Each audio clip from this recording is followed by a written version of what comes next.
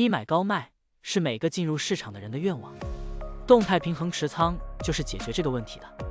举个例子，就是保持现金和股票始终是50%比50%，当价格下跌的时候就买入一些，当价格上涨的时候就卖出一些。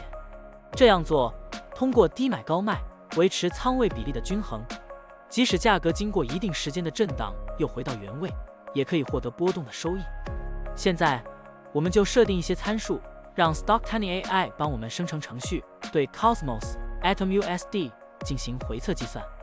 设定参数如下：检查间隔，每周五按照收盘价检查一次；价格梯度，每变化10%就启动买入或者卖出操作；运行时间从2023年1月1日到2024年4月30日；交易手续费设定为0.30%。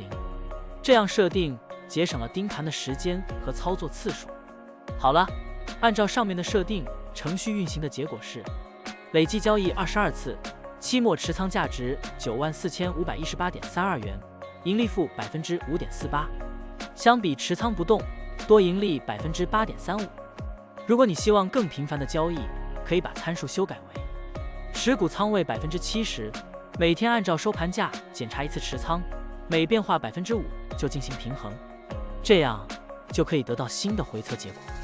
累计交易83次，期末持仓价值92634.25元，盈利负7.37%。相比持仓不动，多盈利6.47%。股票的波动特性不一样，盈利效果就不同。参数设定不同，盈利效果也会不同。怎样找到最优的组合呢？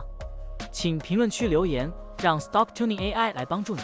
股票调优 AI， 利用 AI 技术赋能您的股票选择与操作。